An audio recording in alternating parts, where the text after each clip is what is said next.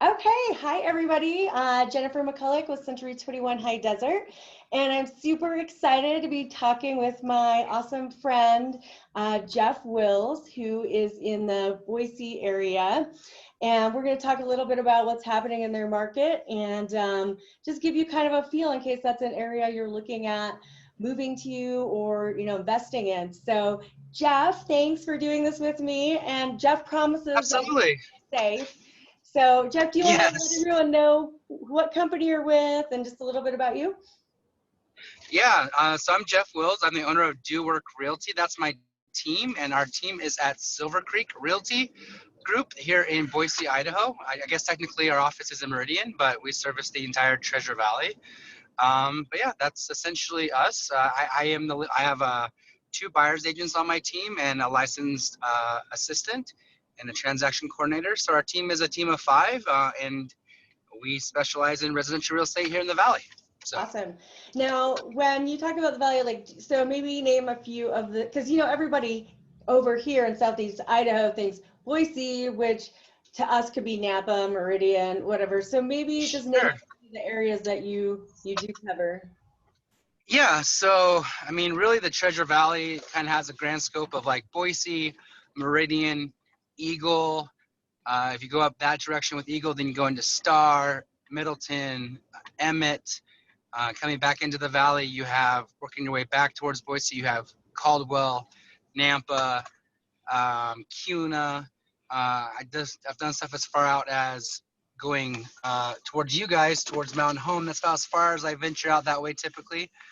And then I also have done stuff like slightly outside the Treasure Valley, but like in Payette, Melba, Homedale, Wilder, Fruitland, Weiser. Like, again, I try to stay in the Treasure Valley, but for the right people, we'll go out there. It's a good time. Okay. I grew up in Cuna, which is in the south of Boise, and I'm used to driving around, so driving doesn't scare me. Okay. So, So pretty broad yeah, area. That's cool. yeah, Okay.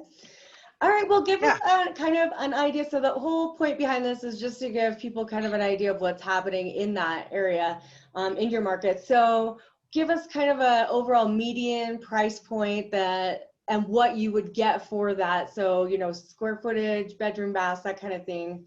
Um, Okay. Yeah, in our market, there's a variable there, especially as you transition. So in the Treasure Valley, you have Ada County, which is more Boise Meridian side of the valley. Then you have Canyon County, which is more the Nampa Caldwell side of the valley. Uh, the the, um, the median sales price is going to fluctuate a little bit, but in Ada County, the median sales price that just came out was, I believe we're like at 380, 390 is our median sales price, which has definitely increased over the last, I would say, 3 or 4 months for sure. What is that getting you in Ada County? You're probably looking at a 3 bedroom, 2 bath. You're probably looking anywhere between 1,500 to 1,800 square feet on a house at that price point. Um, you might be finding some stuff closer to 2,000 square feet potentially. And there's going to be also, I would say, more square footage than bedroom. You'll find 4 bedroom, 2 baths, 4 bedroom, 2.5 baths. But you're probably looking at that 1,500 to maybe 1,900 square feet at that price point. Mostly that's going to be resale, unless you're working with like an entry level builder. There are builds going on at those price points for sure, but it's more of an entry level builder, not so much like a custom build. If you start touching the custom build products in Ada County, you're going to be probably mid fours and higher essentially. So Okay. Okay. Interesting. yeah, And so like what's your average and I know this is crazy question because everybody's just like everything's moving quickly, but on average, what yeah, would you say the days on the market would be? yeah. So I in preparation for this, I knew you were going to ask that question. So in in Ada County, average days on market, like across the entire MLS, is like 35 days, I think.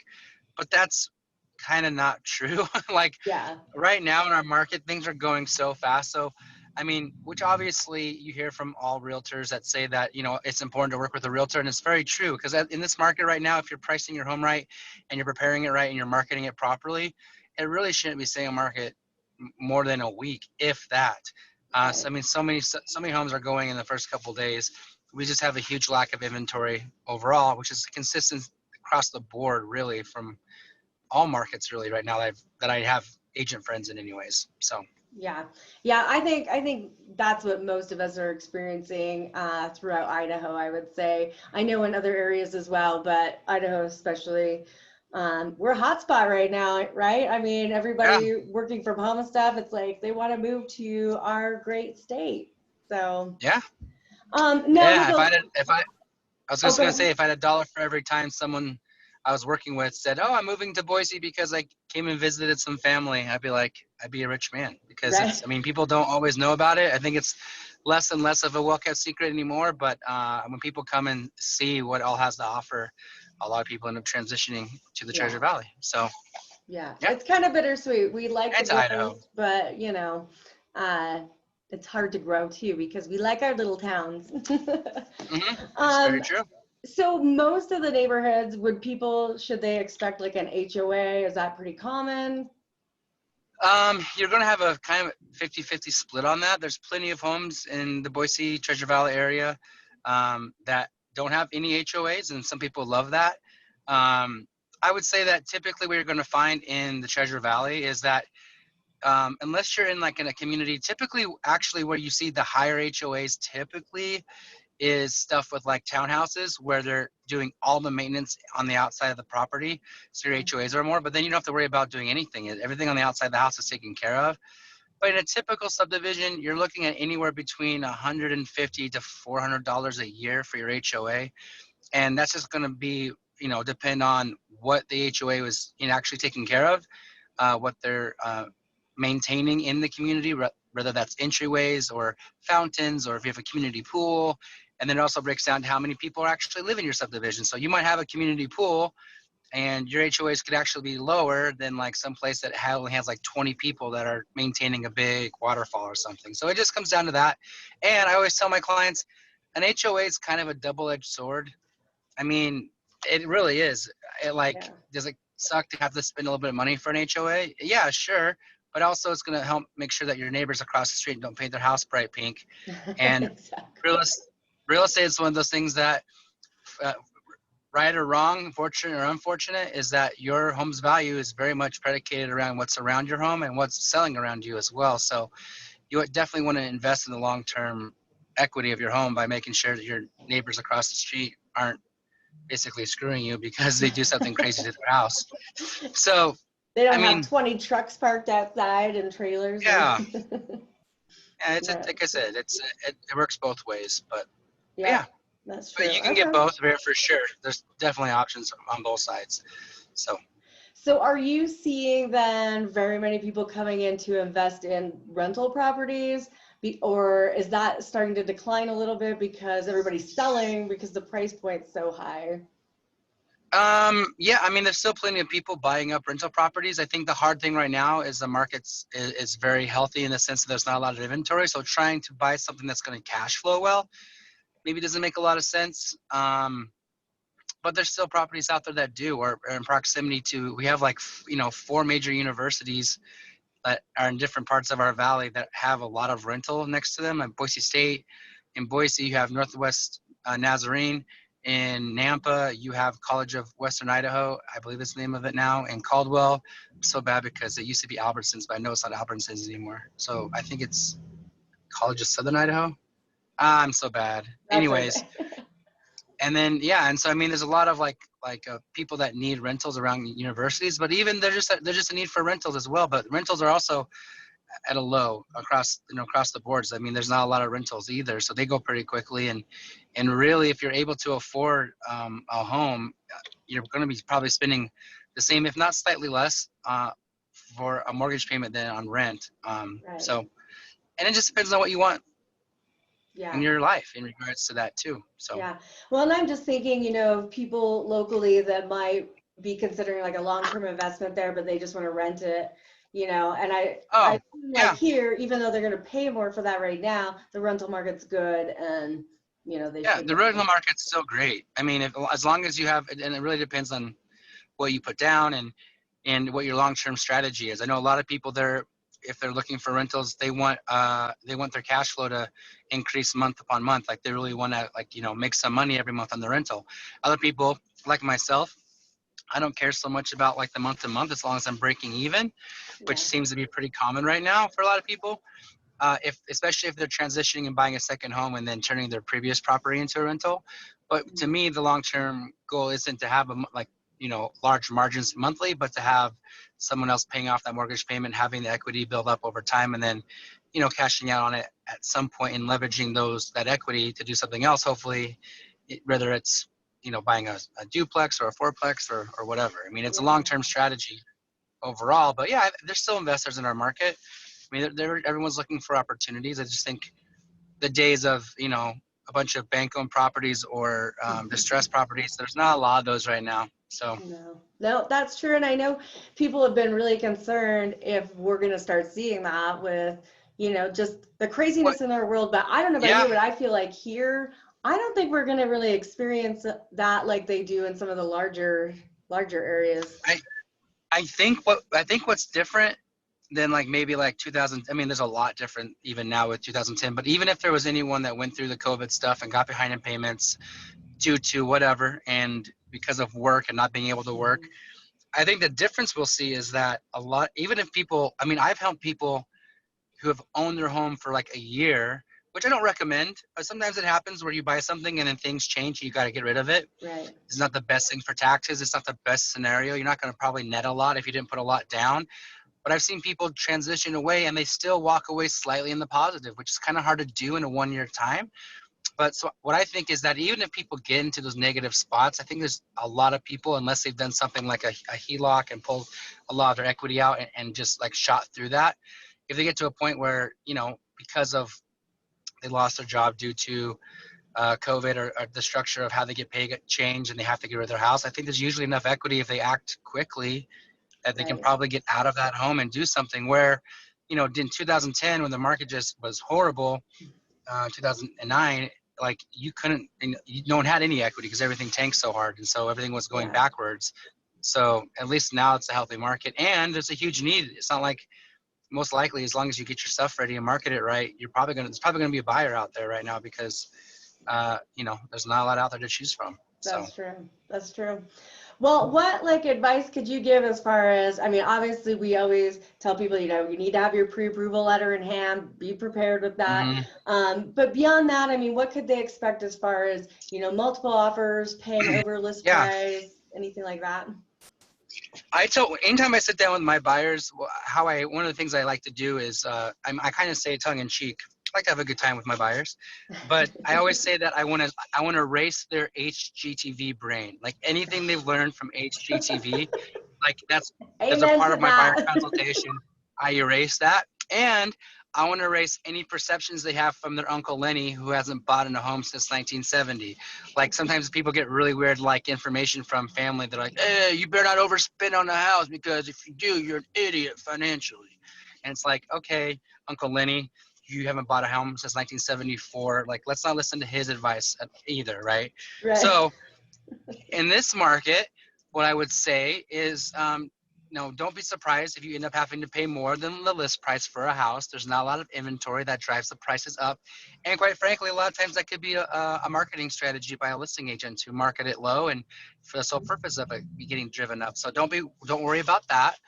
Um, and the number, what I always tell my buyers is the number. Well, what I tell them first of all is that if you have to come above list price to get a house, or you have to do the dance. I call it, the dance better. You got to be a better dancer than everyone else with your negotiations, and that's our job as realtors.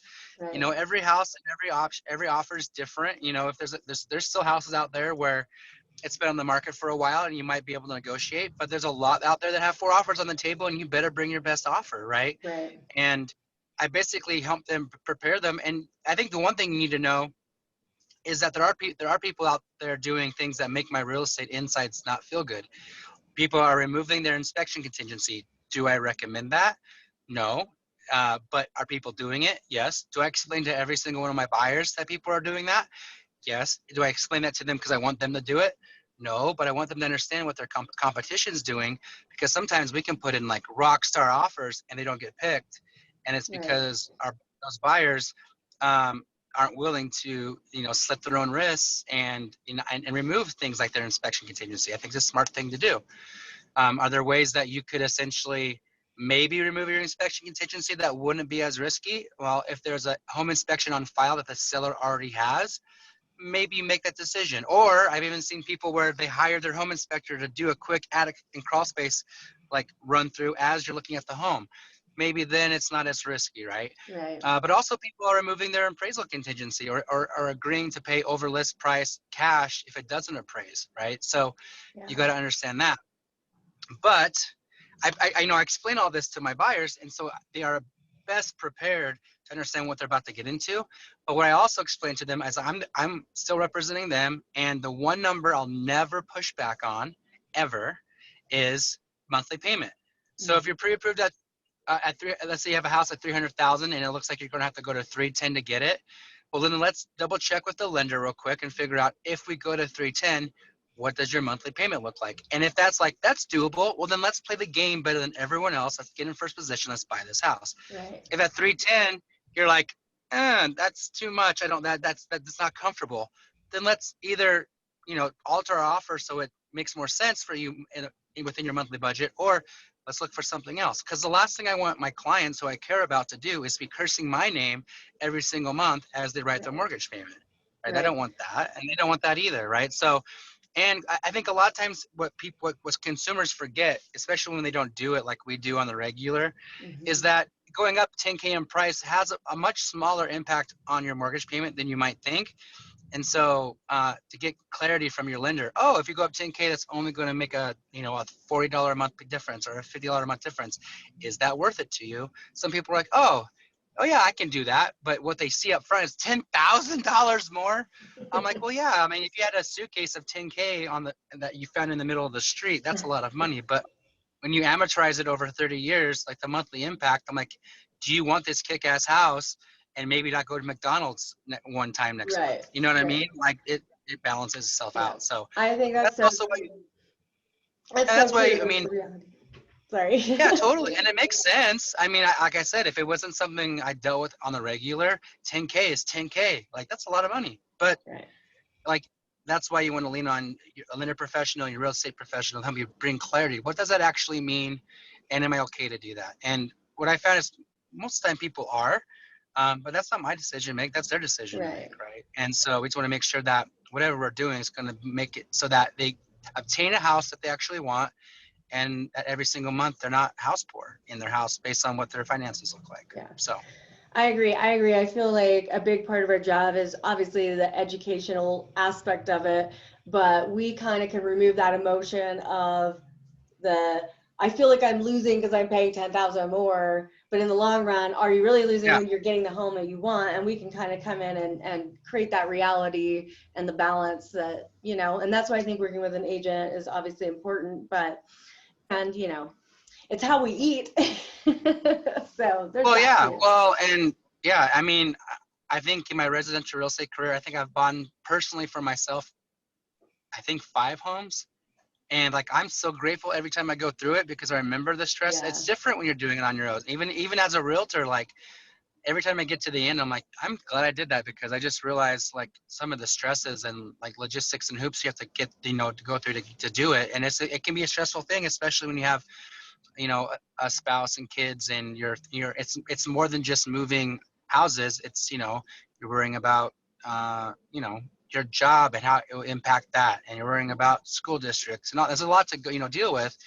And so, yeah, you want to definitely lean on your real estate agents because any agent out there can draft an offer, but someone who's seasoned, there's a difference between helping you navigate, when there's 6 offers on the table. Like you want to be able to be working with someone that can actually, anyone can draft an offer, but not everyone can draft offers that are going to allow you to actually obtain a property, right? When you actually want that. So I would say just come in being flexible if you're a buyer, but yes, go ahead. I was just gonna say, I'm so glad you brought that up because I don't think sometimes the consumers understand sometimes the value behind an agent who is seasoned and knows a lot of the other realtors, because I don't know about you, but I know I am going to guide my buyer differently based on that listing agent and just knowing you know, maybe how they play the game or how they negotiate, or, you know, you just, Hmm. you understand it better. And I think knowing our real estate community is so important, which is a little tough right now because there's a lot of newer agents, but, you know, we were all new once. And you know,